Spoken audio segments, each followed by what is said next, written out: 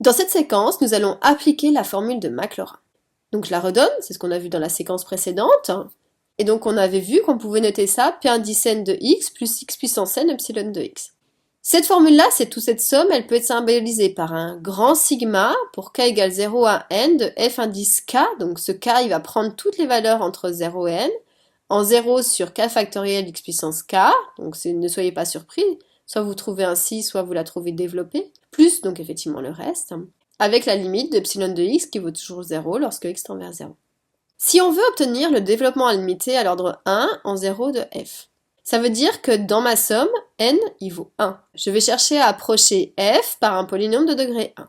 Donc f de x, elle va commencer comme étant pour k égale à 0 dans ma somme ici, c'est-à-dire ça va correspondre à ce premier élément ici, f de 0, plus, ensuite on va prendre k égale 1, puisque ici je vois la puissance de x, elle est de 1. Donc on va récupérer f' de 0 fois x.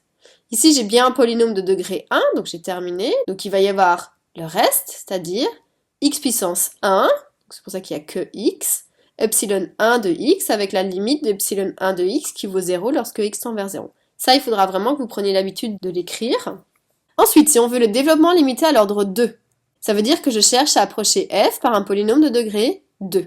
Donc f de x, elle va commencer par premier élément pour k égale à 0 dans ma somme, ici je reprends à la base, c'est-à-dire ça correspond à f de 0, donc vous voyez je commence de la même manière, plus pour k égale 1, ici je vais obtenir le terme de degré 1, donc on est bon, puisqu'on voudrait un développement limité à l'ordre 2, donc un polynôme de degré 2, plus troisième élément pour k égale 2, je tiens cet élément ici, qui est un polynôme de degré 2, donc j'ai obtenu ma partie régulière, comme étant un polynôme de degré 2, donc j'ai trouvé la bonne approximation, plus le reste, c'est-à-dire x puissance 2, epsilon 2 de x. Donc en fait, je leur donne des petits noms différents pour bien savoir que cet epsilon 1 de x et cet epsilon 2 de x, ils ont la même limite, mais ce sont deux fonctions complètement différentes que je ne chercherai jamais à calculer.